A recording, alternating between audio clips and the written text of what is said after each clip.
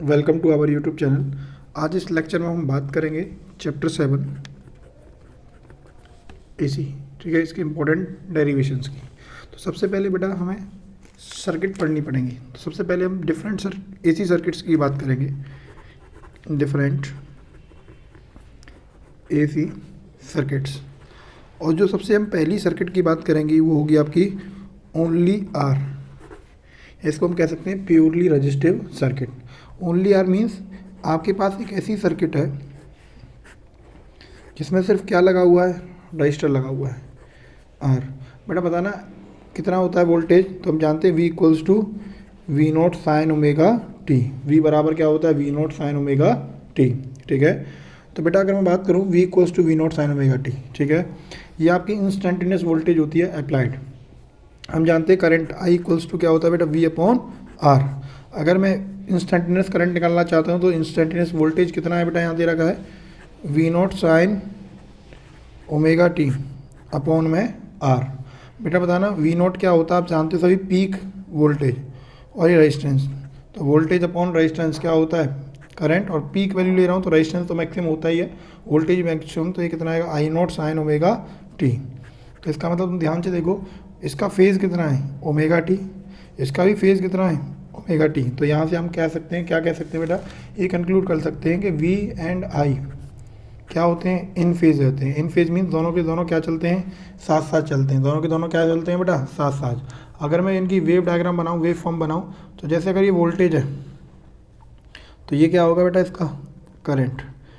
समझ में आया नहीं आया। जब एक अपने मैक्सिमम पर है तो दूसरा भी उसी टाइम पर अपने मैक्सिमम पर है, जब एक मिनिमम पर है तो दूसरा भी मिनिमम पर है। समझ में आया नहीं आया, ठीक है। यानी अगर मैं इसको, अगर आपको इस तरीके से दिखाऊं, किसी पर्टिकुलर टाइम पर सपोज करो वोल्टेज कितना एंगल बना रहा है, ओमेगा टी, ठीक है। फेज कितना एंगल बना रहा है, फेजर डायग्राम बनाऊँ तो ओमेगा टी, तो करंट भी कितना बना रहा होगा बेटा, ओमेगा टी। समझ में आया नहीं आया। एक बात बताओ बेटा, रेजिस्टेंस का फॉर्मूला बेटा हम चैप्टर 3 से जानते हैं, आर इक्वल्स टू कितना होता है, M L upon N E square A tau. जानते नहीं जानते, क्या इसमें कोई फ्रीक्वेंसी का टर्म है, नहीं। तो रेजिस्टेंस की वैल्यू क्या फ्रीक्वेंसी पर डिपेंड करती है, नहीं। तो कैसी रहती है, इंडिपेंडेंट। इस तरीके से समझ में आया नहीं आया। तो पहली सर्किट हुई प्योरली रेजिस्टिव सर्किट। अब हम बात करेंगे कौन सी सर्किट की बेटा, दूसरी सर्किट की हम बात करेंगे प्योरली कैपेसिटिव। ठीक है, तो आपके पास अब दूसरी सर्किट कौन सी बेटा,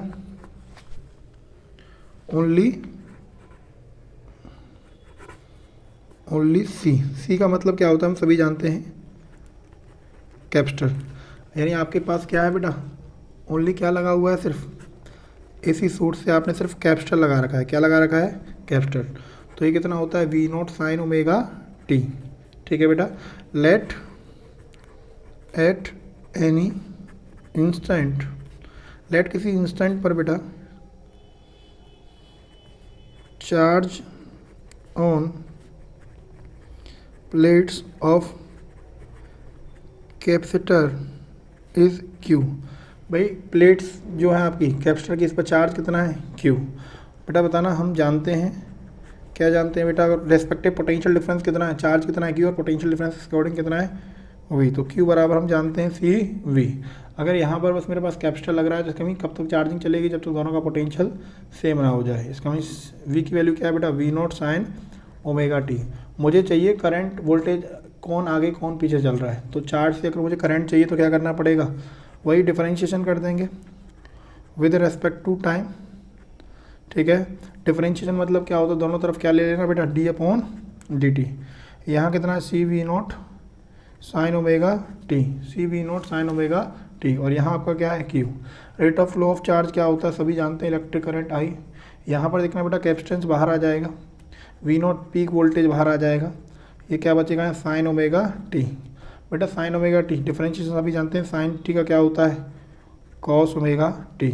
चेन रूल बेटा दोबारा करना पड़ेगा क्योंकि ये टी नहीं कुछ और है, तो इसका चेन रूल जानते हैं, दोबारा करते हैं। तो ओमेगा टी का क्या करेंगे यहाँ दोबारा, ये होगा सी वी नॉट, ओमेगा टी का कितना होगा बेटा, ओमेगा आ जाएगा बाहर, और टी का कितना हो जाएगा 1, और क्या होगा कॉस ओमेगा टी, ये आई।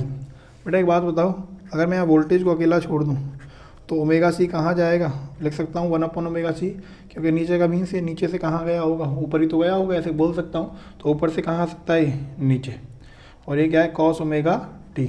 मुझे फेज चेक करना है बेटा, कौन आगे चल रहा है कौन पीछे चल रहा है। तो फेज मैं जब चेक कर पाऊंगा जब दोनों का यहाँ फंक्शन सेम होगा। यहाँ साइन फंक्शन दे रखा है और यहाँ क्या दे रखा है आपका कॉस फंक्शन, ठीक है। तो मैं इसको चेंज करूँगा तो बेटा I equals to V naught, cos को लिखूँगा बेटा साइन 90 प्लस थीटा, सभी जानते हैं साइन 90 प्लस थीटा क्या होता है, हम सभी जानते हैं साइन 90 प्लस थीटा क्या होता है cos theta, sine 90 plus theta होता है बेटा आपका कॉस थीटा। तो यहाँ थीटा ओमेगा टी है तो 90 प्लस ओमेगा टी क्या बनेगा कॉस ओमेगा टी।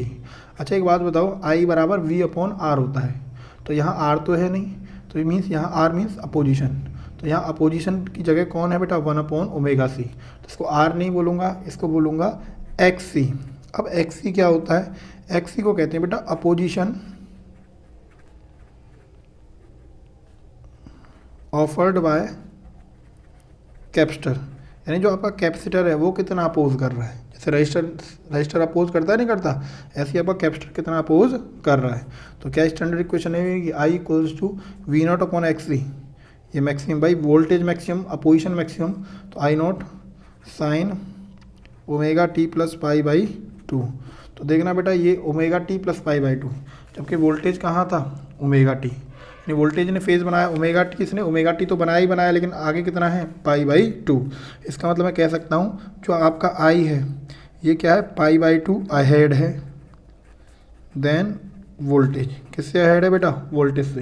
या फिर मैं ऐसे भी कह सकता हूँ कि जो वी है आपका करंट आ गया वोल्टेज से, या फिर मैं कहता हूँ वोल्टेज पीछे, तो voltage pi by 2 lag behind than I electric current. समझ में आया बेटा, यहाँ तक ही समझ में आया आपको। आगे चलते हैं बेटा, एक्स सी को थोड़ी सी बात और हम करते हैं, बेसिकली आपका एक्स सी क्या है, ठीक है। तो एक्स सी की हम बात करते हैं, सुनिए।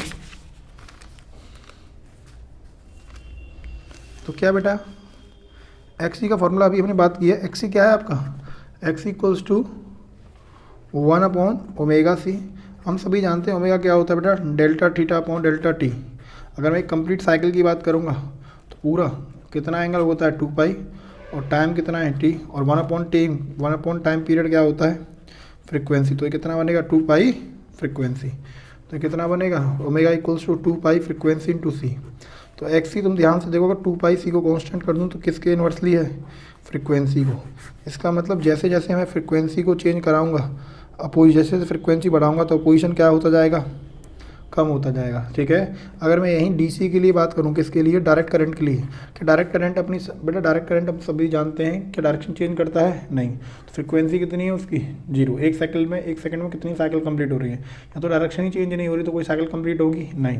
तो फ्रीक्वेंसी कितनी है 0, और एक्स सी कितना होता है 1 अपॉन 2 पाई फ्रीक्वेंसी, मतलब 0 इंटू सी। तो 1 अपॉन 0 क्या आएगा इन्फिनिटी। इसका मतलब अपोजिशन कितना आया बेटा ध्यान से देखो इन्फिनिटी, यानी जो कैपेसिटर होता है ना वो डीसी को क्या करता है, capacitor blocks DC, direct current को कैपेसिटर ब्लॉक कर देता है। इसका मतलब क्या है, क्योंकि अपोजिशन कितना आ रहा है इन्फिनिटी, अपोजिशन इन्फिनिटी आ रहा है, इसका मतलब ये बेटा कि जो कैपेसिटर होगा आपका वो डायरेक्ट करंट को क्या कर रहा होगा ब्लॉक कर रहा होगा, मीन्स उसको इन्फिनिट अपोजिशन कर रहा है, इसको फ्लो होने नहीं दे रहा, ठीक है। आया समझ में नहीं आया। आगे चलते हैं बेटा, हम इसी में बात करते हैं इसके वेव डायग्राम की।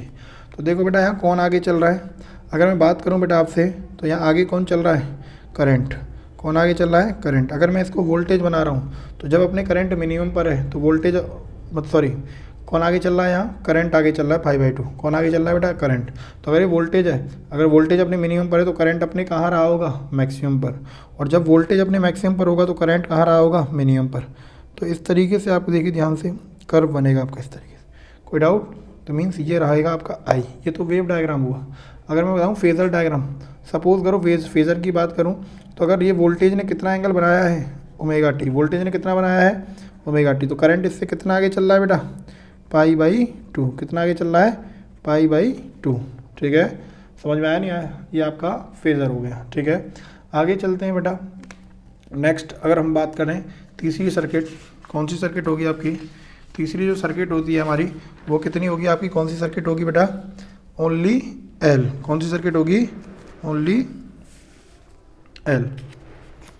थर्ड सर्किट होगी ओनली एल, एल का मतलब होता है इंडक्टर, क्या होता है इंडक्टर। हम सभी जानते हैं इंडक्टर ये भी आपका rate of flow of charge, rate of flow of current का क्या करता है अपोज करता है। ये रहा आपका इंडक्टर, ठीक है, इसको मैंने AC सोर्स से लगा दिया, ठीक है। इस बार CBSE के सैम्पल पेपर में ये दोनों दे रखे हैं कि भाई π/2 करंट आगे चलता है ओनली सेम और ओनली L में वोल्टेज π/2 आगे चलता है, ये प्रूफ करो, ठीक है। तो लेट वोल्टेज कितना है बेटा, V0 sin ओमेगा t। हम जानते हैं साइन आ रहा है तो मीन्स V साइनोसॉइडल ग्राफ को फॉलो करेगा, साइन ग्राफ को फॉलो करेगा, ठीक है। तो लगातार वोल्टेज बढ़ेगा, ठीक है, वोल्टेज बढ़ेगा, इसका मीन्स क्या, करंट यहाँ चेंज होगा, करंट चेंज होगा तो फ्लक्स चेंज होगा, फ्लक्स चेंज होगा तो EMI आएगा, और EMI होगा तो यहाँ एक नया वोल्टेज भी इंड्यूस होगा। वो इंड्यूस वोल्टेज अगर आपको याद होगा वो होता था -LdI/dt, -LdI/dt means let at any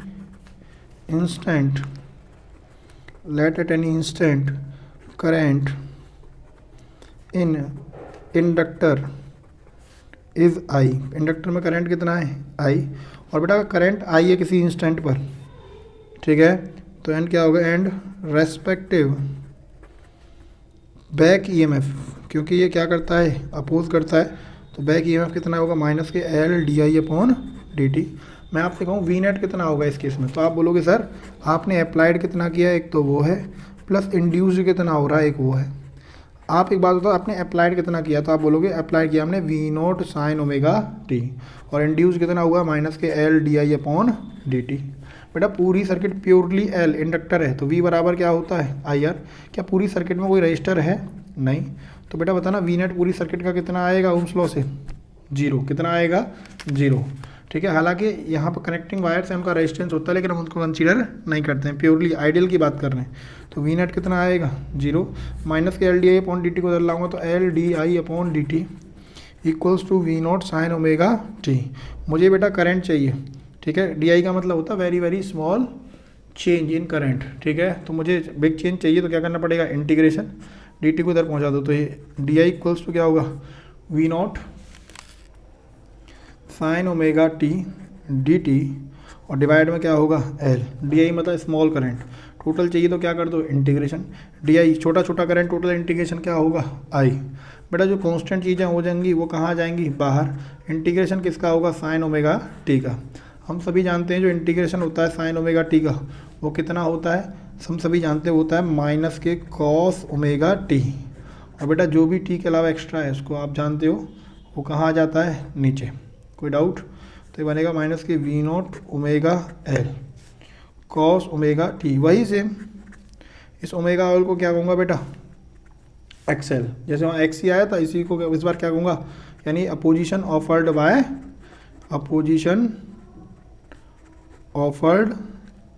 bye inductor, यानी रेट ऑफ चेंजिंग करंट का कितना अपोज कर रहा है इंडक्टर। बेटा वहाँ देखिए कितना है, साइन ओमेगा t, कितना है, साइन ओमेगा t, और यहाँ कितना है बेटा, कॉस ओमेगा t।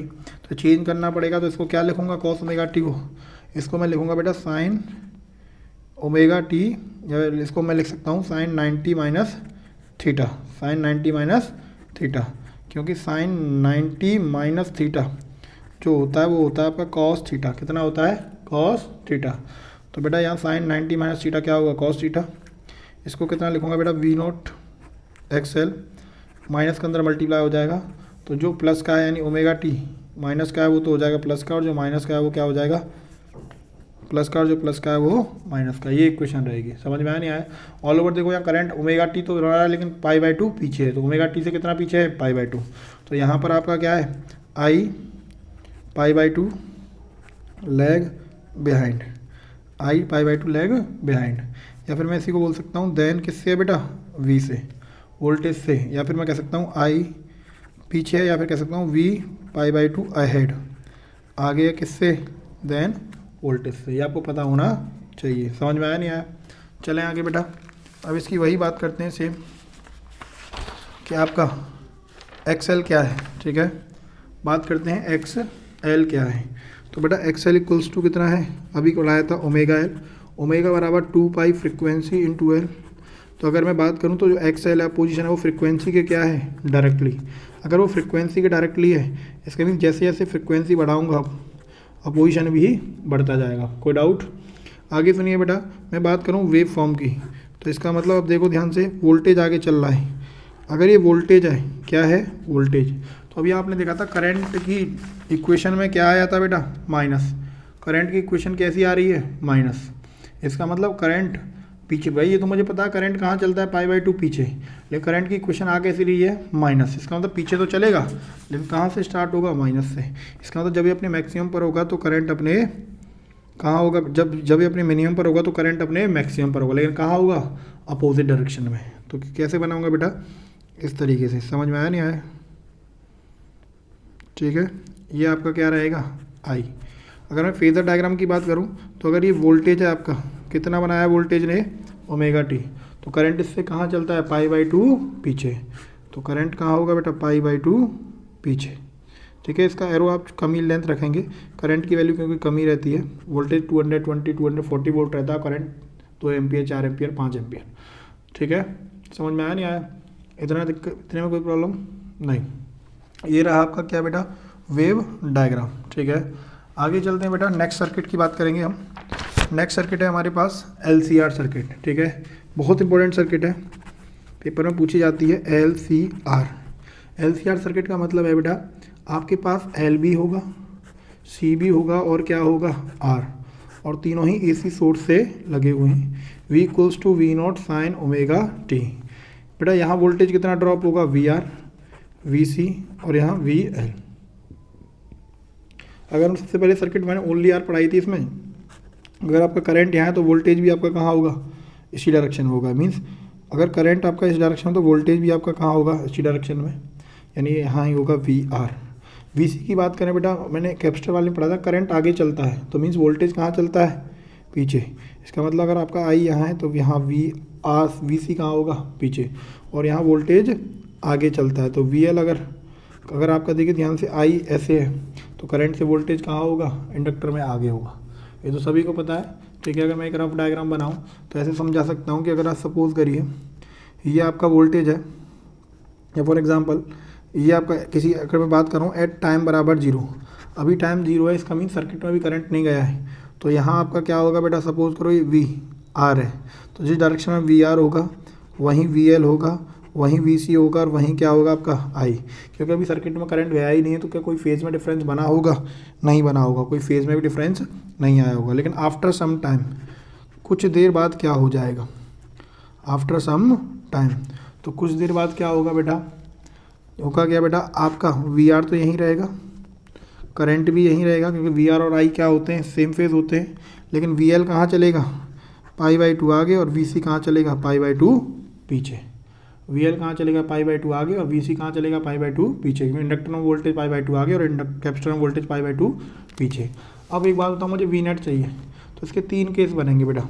हो सकता है VL की वैल्यू VC से बड़ा हो, ये भी हो सकता है VC की वैल्यू VL से बड़ी हो, और ऐसा भी तो हो सकता है VL = क्या हो, VC। समझ में आया नहीं आया। तो सबसे पहले मैं बात करूँगा बेटा, एक डायग्राम की बात करूँगा। तो एक बात बताओ, अगर VL बड़ा है तो ऑल ओवर, यहाँ हम वोल्टेज को इस चैप्टर में फेजर जब तैयार करते हैं तो वेक्टर्स ट्रीट करते हैं। तो इस केस में अगर VL बड़ा होगा तो बेटा, तो नीचे वाला वोल्टेज छोटा है, तो मीन्स ऑल ओवर नेट कहाँ आएगा, ऊपर। कितना आएगा, VL - VC, और यहाँ आपका क्या है, VR। अगर मैं इन दोनों में वेक्टर ट्रीट कर रहा हूँ तो इन दोनों का भी नेट कहाँ आएगा, कहीं बीच में, ठीक है। कहाँ आएगा, कहीं बीच में, ये आएगा VNet। अगर मैं बात करूँगा आपसे VNet की वैल्यू कितनी होगी, तो इनको अगर मैं वेक्टर ट्रीट कर रहा हूँ तो कितनी होगी, VL - VC का स्क्वायर प्लस VR का स्क्वायर प्लस 2AB cos 90, आपस में एंगल 90, तो वो टर्म 0 हो जाएगा। समझ में आया नहीं आया बेटा। अगर मैं बात करूँ यहाँ अपोजिशन की, अपोजिशन को Z से रिप्रेजेंट करते हैं और इसको कहते हैं इम्पीडेंस। क्या कहते हैं बेटा, इम्पीडेंस। तो इम्पीडेंस कितना होगा, तो आपको लर्न करना है, बस V को हटा के इसकी जगह लगा देना है। V बराबर IR होता है ना, तो इसकी जगह आएगा IXL। या याद करने के लिए V की जगह इसका पोजीशन कितना आएगा बेटा, इसकी जगह पोजीशन आएगा इसका XL, इसकी जगह XC square plus R square. अच्छा एक बात बताओ, वोल्टेज करंट भी आपका यहाँ रहा होगा, तो ऑल ओवर वोल्टेज आगे चल रहा है, पीछे चल रहा है, तो कहोगे आप नेट वोल्टेज जो है ना वो ऑल ओवर कहाँ चल रहा है, जो आपका नेट वोल्टेज है वो ऑल ओवर आगे चल रहा है। तो कितना आगे चल रहा है, तो tan phi कितना होगा, परपेंडिकुलर अपॉन बेस। तो परपेंडिकुलर कितना आएगा, VL - VC upon VR। Perpendicular कितना आएगा वी एल माइनस वी सी, और बेस में क्या आएगा वी आर। ये इसी को सकते हैं X L minus X C upon R. Nature कैसा है बताना बेटा, तो आप बोलोगे sir nature all over voltage आगे चल रहा है, π/2 आगे चलेगा, 90 आगे चलता है तो प्योरली इंडक्टिव, और अगर π/2 आगे नहीं है, कितना आगे है फाई, और फाई की वैल्यू हम जानते हैं कितना है 0, और फाई की वैल्यू 0 से बड़ी है लेकिन 90 से छोटी है, तो इसको बोलेंगे बेटा क्या, पार्शियली इंडक्टिव। क्या बोलेंगे, पार्शियली इंडक्टिव। ये आपको 2-3 पॉइंट इसके बारे में पता होना चाहिए। अगर मैं कह रहा हूँ बेटा Vc की वैल्यू बड़ी है तो वही सेम डायग्राम कैसा बनेगा तो समझ में आ रहा होगा, VR होगा यहाँ, नीचे आएगा Vc माइनस VL, और V नेट कहाँ आएगा बीच में, तो ऑल ओवर कितना पीछे चल रहा है फाई। इस बार वोल्टेज पीछे चल रहा है, इसका मतलब यहाँ क्या आएगा वही सेम, Vc पहले आ जाएगा, सेम रहेगा प्लस के VR का स्क्वायर। वही पोजीशन के टर्म्स में क्या आएगा बेटा, XC माइनस XL का स्क्वायर प्लस आर स्क्वायर। वही same VC minus VL upon VR, मतलब पहले आ जाएगा VC, वही XC minus XL upon R। ठीक है बेटा, और वही फाई की वैल्यू क्या होगी, 0 से बड़ी होगी और 90 से छोटी होगी। सबसे इम्पोर्टेंट है ये, इसको कहते हैं electrical resonance. Electrical resonance V बराबर क्या होता है IR, तो IXL बराबर IXC, I से I कट जाएगा तो XL इक्वल्स टू क्या होता है XC। समझ में आया नहीं आया। डायग्राम की बात करूँ तो VR यहाँ होगा आपका और I भी यही होगा। V नॉट बेटा ये दोनों बराबर हैं, कट जाएगा तो सिर्फ कितना बचेगा VR। ठीक है, अगर हम इसकी बात करें तो ये पोजीशन भी बराबर है, कट जाएगा तो सिर्फ कितना बनेगा आर स्क्वायर, बाहर निकलेगा तो R। tan फाई कितना बनेगा बेटा, आपस में एंगल कितना बनेगा, इसमें से ये जाएगा, जब बराबर है तो 0, और tan 0 क्या होता है 0। समझ में आया नहीं आया। और अपोजिशन इसमें मिनिमम आ रहा है मैक्सिमम आ रहा है, मिनिमम। तो रेजोनेंस कंडीशन में अपोजिशन मिनिमम आता है, इस वजह से करंट क्या आता है मैक्सिमम। करंट कैसा आता है मैक्सिमम। और सर्किट जो होती है वो आपकी कैसी बिहेव करती है, प्योरली रजिस्टिव की तरह, प्योरली रजिस्टिव सर्किट की तरह आपकी बिहेव करती है। समझ में आया नहीं आया। इसमें आपको कुछ 1-2 पॉइंट्स पढ़ने हैं, रेजोनेंट फ्रिक्वेंसी वगैरह, उसकी बात करते हैं। चलिए देखिए बेटा, सवाल आता है बेटा रेजोनेंट फ्रिक्वेंसी का। रेजोनेंट फ्रिक्वेंसी ध्यान रखना है, जब डिटरमाइन की जाती है, जब आपकी सर्किट किस में हो, रेजोनेंस कंडीशन में, इसकी कंडीशन क्या होती है बेटा, VL बराबर क्या होना चाहिए VC, या फिर XL बराबर क्या होना चाहिए XC। XL means omega L बराबर 1/ωc। रेजोनेंट की बात कर रहे हैं तो सफिक्स में R लगा दिया, तो ओमेगा R स्क्वायर बराबर कितना होगा LC, तो कितना चला जाएगा बेटा रूट में LC, ओमेगा बराबर 2π फ्रिक्वेंसी 1/रूट में LC। तो यहाँ से फ्रिक्वेंसी की वैल्यू क्या आ जाएगी आपकी 1/2π रूट में LC, ये आपको पता होना चाहिए। ठीक है, L आपका क्या होता है कोफिशिएंट ऑफ सेल्फ इंडक्शन, और C क्या होता है कैपेसिटेंस। ठीक है बेटा, ये आपको रेजोनेंट फ्रिक्वेंसी पता होना चाहिए। एक इसमें आपको एक टर्म और पता होना चाहिए, क्या, क्वालिटी फैक्टर। क्वालिटी फैक्टर ये भी जब डिटरमाइन किया जाता है जब आपकी सर्किट किस में होती है रेजोनेंस में। ये क्या कहता है बेटा, एक रेशियो होता है क्वालिटी फैक्टर Q फैक्टर, एक रेशियो है वोल्टेज अक्रॉस किससे इंडक्टर, या फिर voltage across drop across capacitor का किससे रजिस्टर से। यानी जो वोल्टेज इंडक्टर पर कितना ड्रॉप हुआ है उसका रेशियो निकाल दो रजिस्टर से, या फिर कैपेसिटर का किससे निकाल दो रजिस्टर से। कैसे बेटा देखो आओ, अगर मैं बात करूँ VL अपॉन VR, तो V बराबर क्या होता है IR, तो कितना होगा वही IXL, और ये कितना आएगा बेटा IR, तो ये कैंसिल आउट हो जाएगा XL कितना है बेटा omega L upon R। Omega की वैल्यू भी पढ़ाइए, रेजोनेंट कंडीशन में कितनी होती है 1/रूट में LC into L upon R। बेटा आप इसको फर्दर सॉल्व करोगे, ये L है ना बेटा, इसका मतलब जानते हो क्या रहा होगा root L into root L, एक रूट कट जाएगा तो क्या रह जाएगा बेटा, ऊपर एक रूट रह गया, तो रूट में L नीचे C और 1/R। कोई डाउट। ऐसे ही अगर आप ये लेते तो ये VC अपॉन VR, वही सेम XC अपॉन R, वही सेम XC क्या होता है 1/ωc इंटू 1/R। ओमेगा की वैल्यू वही सेम रूट में 1 कराया था बेटा, ओमेगा की वैल्यू 1/रूट में LC, तो ये ऊपर पहुँचेगा तो यहाँ LC इंटू 1/R, और नीचे क्या है बेटा आपका एक C, वही काटोगे पीटोगे कितना आएगा रूट में LC अपॉन 1/R। बात एक ही है Q फैक्टर क्वालिटी फैक्टर। कोई डाउट। आगे बात करते हैं बेटा पावर कंजप्शन की। इसकी बात करते हैं पावर कंजप्शन, सबसे इंपॉर्टेंट डेरिवेशन पावर कंजप्शन। तो पावर कंजप्शन की बात करेंगे तो बेटा सुनिए, या तो वोल्टेज आगे चलता है वोल्टेज पीछे चलता है, या तो π/2 आगे चलता है π/2 पीछे चलता है, फाई आगे चलता है फाई पीछे चलता है। ठीक है। अच्छा, उससे पहले इसमें एक छोटा सा पॉइंटर आपको क्लियर होना जरूरी है। LCR सर्किट के ये 3 जो सर्किट मैंने आपके पढ़ाई है ना, इसके फेज़र आना चाहिए आपको। क्या आना चाहिए? फेज़र। ठीक है। तो इसके फेज़र की बात करते हैं। सुनिए बेटा, तो फेज़र सुनिए कैसे, ये देखिए पहले बनाते हैं हम फेज़र किसका, VL जब बड़ा है VC से। तो एक बात बताओ बेटा, अगर मैं फेज़र डायग्राम की बात कर रहा हूँ, किसकी बात कर रहा हूँ? फेज़र डायग्राम की। सबसे पहले आपको नेट वोल्टेज ड्रॉ करना है। लेट बेटा ये आपका नेट वोल्टेज है V, कितना एंगल बनाया? ω/t। कितना बनाया? ω/t। आप मुझे इतना बताओ बस, ये नेट मैंने सबसे पहले ड्रॉ कर लिया, ω/t बनाया। इससे करंट आगे चल रहा है पीछे चल रहा है, तो आप देखो यहाँ ये V नेट है ना, इससे करंट कहाँ चल रहा है? फाई पीछे। तो ये V नेट है आपका, इससे करंट कहाँ चल रहा है? इससे करंट फाई पीछे चल रहा है, मीन्स ये करंट बना दिया मैंने। क्या बना दिया? करंट।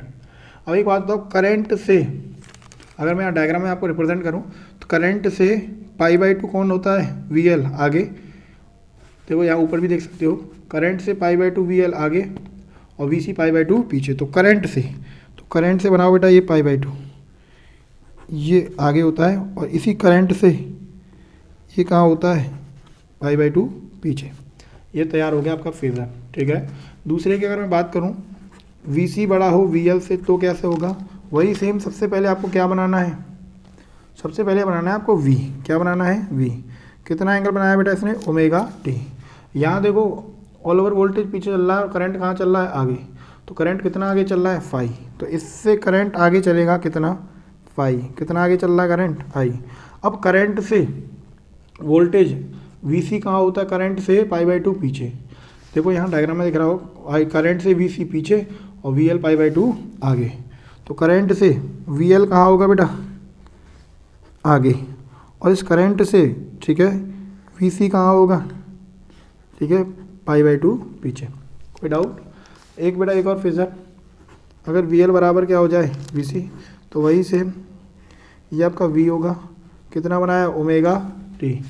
कितना बनाया बेटा? ω/t। ठीक है। जैसे ये इसकी बात कर रहे हैं, तो ऑल ओवर वोल्टेज तुम देखो यहाँ नेट वोल्टेज कितना आ रहा है? VR ही तो आता है, तो इसका ऑल ओवर वोल्टेज V, तो VR भी कहाँ होगा? यही।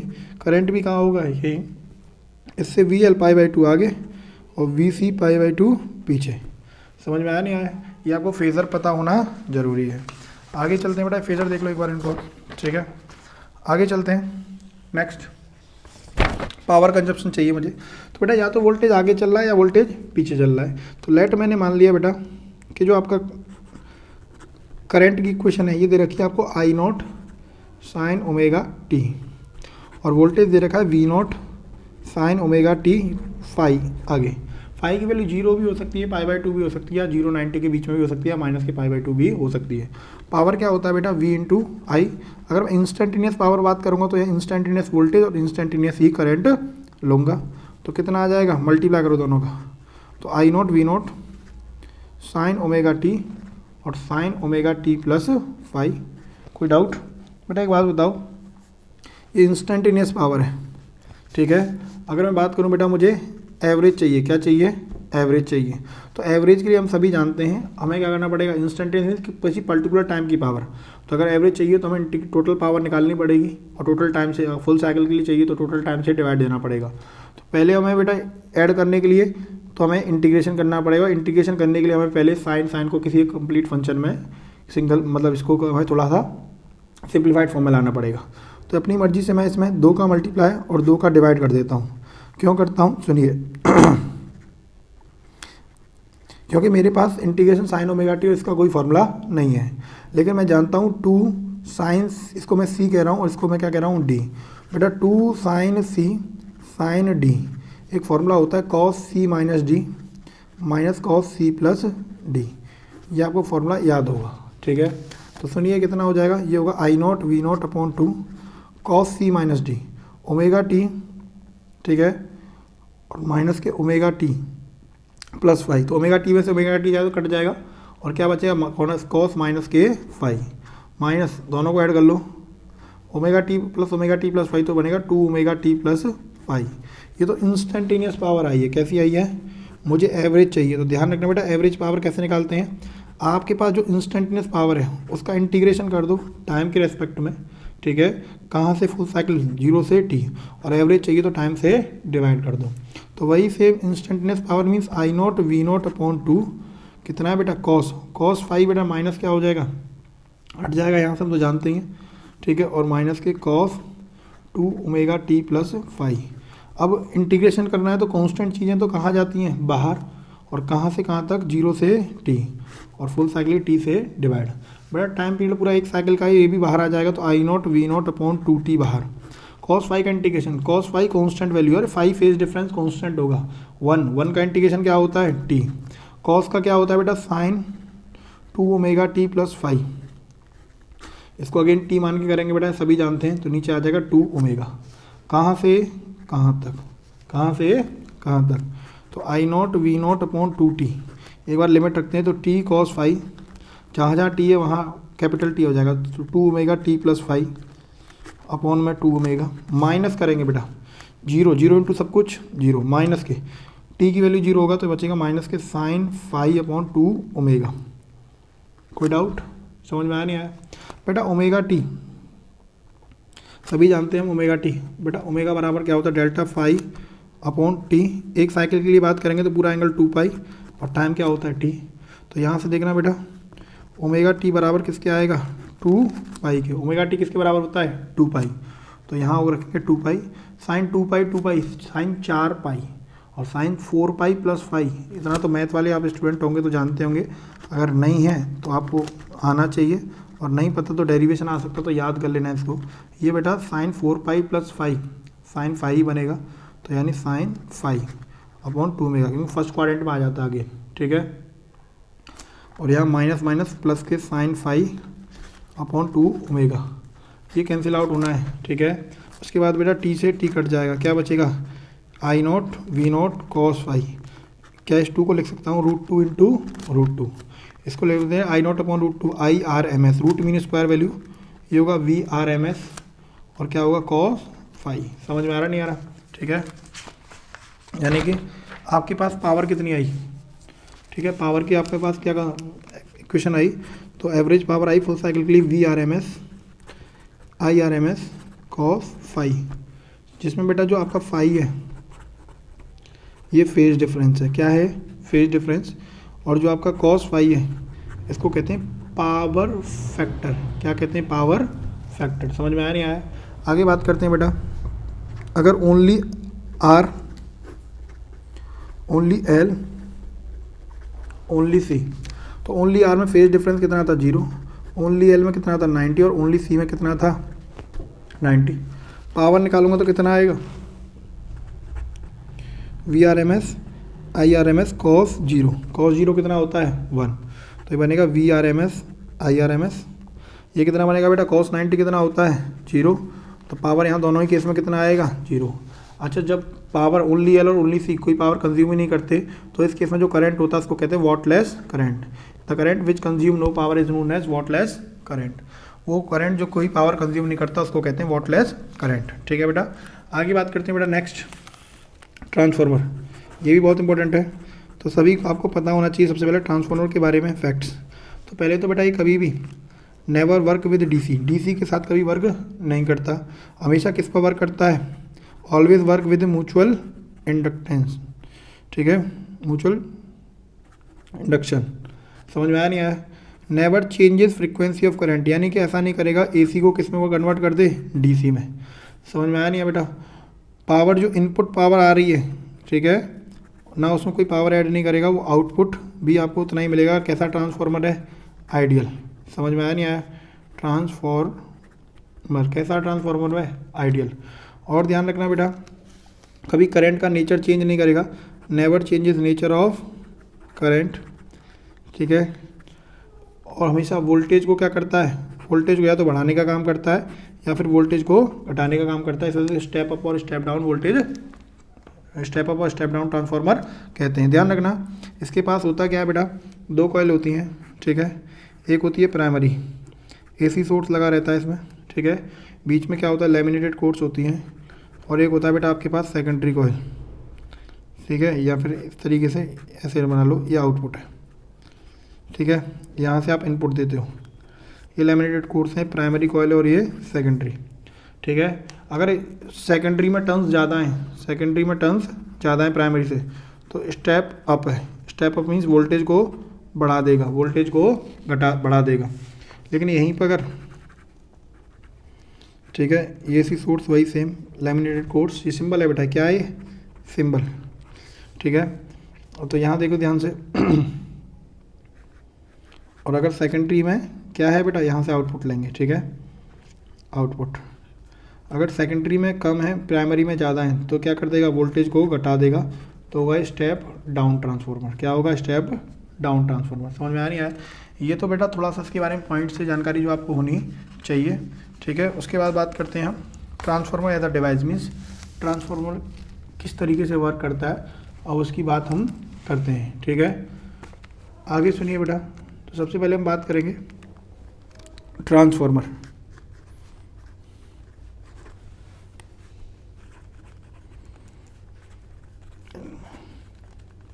तो बेटा क्या है, यूज़ क्या है, it is used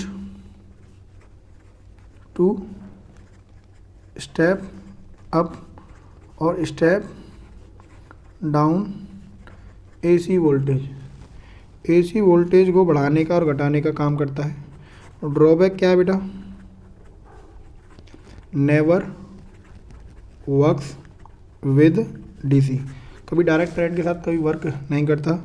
working principle क्या है, वर्किंग प्रिंसिपल क्या है, तो हम सभी जानते हैं म्यूचुअल इंडक्शन। क्या है, म्यूचुअल इंडक्शन। अगर हम डायग्राम की बात करें इसके, तो डायग्राम कैसा होता है बेटा, देखिए आपके पास एक सॉफ्ट आयरन कोर होती है, ठीक है, उस पर क्या होता है बेटा, यहाँ प्राइमरी कॉइल लगी होती है, ठीक है, यहाँ से क्या लगी होती है बेटा, प्राइमरी कॉइल, यहाँ से इनपुट दिया जाता है। प्राइमरी कॉइल थोड़ी सी होती है, वो थिक होती है, जिससे इसका रेजिस्टेंस क्या हो, नेग्लेजिबल, ठीक है। आगे देखो बेटा, यहाँ आपकी सेकेंडरी कॉइल लगी होती है, यहाँ आउटपुट लेते हैं, इधर से इनपुट दिया जाता है, ठीक है। ये सॉफ्ट आयरन है, ये सेकेंडरी कॉइल है और ये प्राइमरी है। समझ में आ रहा नहीं आ रहा, ठीक है। इस तरीके से है डायग्राम आपका। होता क्या है बेटा, कंस्ट्रक्शन क्या है, तो कंस्ट्रक्शन आप क्या लिखोगे, सिलेंडर, जो आपकी प्राइमरी कॉइल और सेकेंडरी कॉइल है, ठीक है, वो दोनों के दोनों किस पे बाइंड किए जाते हैं बेटा, सॉफ्ट आयरन कोर पे, ठीक है। यानी primary coil and secondary coil are construct over same soft iron core, input is given through primary और output is taken through secondary. यानी कि primary and secondary coil are construct over same soft iron core, input is given through primary while output is taken through secondary, ठीक है। Working की बात करें बेटा, तो वर्किंग में सुनिए, वर्किंग में क्या है बेटा, अगर दोनों एक ही सॉफ्ट आयरन पर लगे हुए हैं और कोई फ्लक्स का लीक वगैरह नहीं हुआ, तो जो फील्ड लाइन्स यहाँ से पास होंगी वही फील्ड लाइन्स यहीं से पास होंगी। इसका मीन लेट क्या होगा, क्या बेटा, magnetic flux passing through both primary and secondary coil is same. यानी इन पे दोनों पे जो मैग्नेटिक फ्लक्स पास होगा from each turn, her turn से क्या होगा, सेम होगा, ठीक है। लेट एट एनी इंस्टेंट, किसी भी इंस्टेंट पर जो फ्लक्स में पास हुआ है बेटा, किसी इंस्टेंट पर एक टर्न से फ्लक्स कितना पास हुआ है, सपोज करो d∅/dt, कितना हुआ है, d∅/dt। क्या एक ही टर्न है क्या, प्राइमरी में कितने टर्न होंगे, तो इसका मतलब क्या है बेटा, प्राइमरी में अगर हम टर्न्स की बात करें तो एन पी होंगे, और सेकेंडरी में टर्न्स की बात करें तो एन एस होंगे। उसमें एक टर्न से कितना N S d phi upon d t. एक टर्न तो दोनों का सेम है, लेकिन यहाँ सेकेंडरी में एन एस और एन पी। ये टोटल क्या है, ये हम जानते हैं टोटल फ्लक्स पास हो रहा है किससे, प्राइमरी से टोटल, और ये फ्लक्स कितना टोटल पास हो रहा है बेटा, ठीक है, ये सेकेंडरी से टोटल फ्लक्स। ठीक है, आगे मैं बात करूँ बेटा by Faraday second law, E बराबर minus K d phi upon d t. तो इसके टर्म्स में लिखूंगा तो बेटा देखना ये टोटल फ्लक्स है ना, तो मैं टोटल की बात करूंगा तो यहाँ टोटल में रखूंगा ये। टर्न्स इन प्राइमरी तो कहाँ जाएगा, बाहर, d phi upon d t ये किस में आएगा, इंड्यूस्ड ईएमएफ वोल्टेज प्राइमरी में। सिमिलरली ई एस कितना होगा, minus K N S d phi upon d t. इसको फर्स्ट मान लो और इसको सेकंड, दोनों का डिवाइड दे दो बेटा। जैसे डिवाइड दोगे ये क्या आएगा, P P upon E S, minus से माइनस कर जाएगा, turns in primary upon turns in secondary. ये इंड्यूस्ड वोल्टेज है, इंड्यूस्ड ईएमएफ भी कह सकते हैं, बात एक ही है। ठीक है, ऑल्सो हम ये भी जानते हैं पावर जितनी इनपुट देते हो आप वही पावर क्या होती है, आउटपुट में होती है। पावर क्या होता है, वी आई। तो ये वी आई बराबर सेम होना है, मीन्स कॉन्स्टेंट। तो कह सकता हूँ वी किसके इन्वर्सली है बेटा, करंट के। सही है, तो इसका मतलब देखना बेटा, पहले तो आप ई कहो या वी कहो, बात एक ही, और वो किसके इन्वर्सली है, करंट के।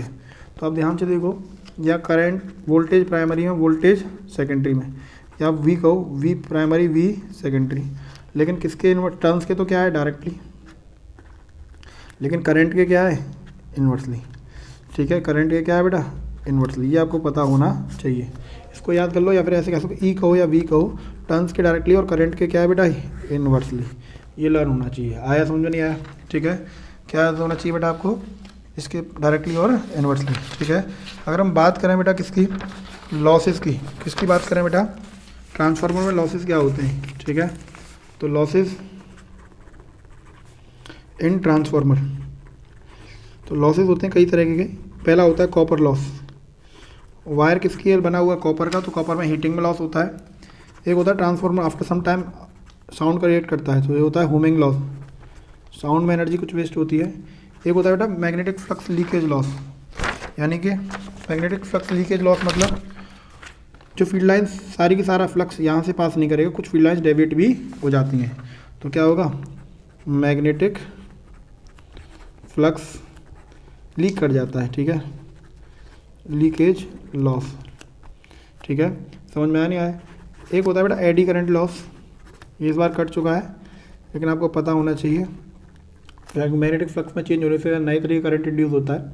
ठीक है, जो अपोज करता है, ठीक है, जो आपका करंट है उसका अपोज करेगा, तो एडी करंट कुछ वहाँ लॉस हो जाता है। ठीक है, एक होता है हिस्टैरिसीस लॉस, तो आपके लॉस होगी एडी करंट और हिस्टैरिसीस लॉस इस बार नहीं है, इस वजह से पूछे नहीं जाएंगे। आपको कॉपर लॉस पता होना चाहिए, हीटिंग में, हुमिंग लॉस साउंड में, मैग्नेटिक फ्लक्स डेविएट हो जाना, एडी करंट अपोज करता है, करंट वहाँ इंड्यूस होता है। ठीक है, और हिस्टैरिसीस लॉस में लगातार क्या है, मैग्नेटाइज और डीमैग्नेटाइज करने से वो मटेरियल स्ट्रेंथ खो देता है। आज ही रखते हैं इतना ही, ये लेक्चर में इंपॉर्टेंट डेरिवेशंस हो गए कवर। ठीक है, थैंक यू।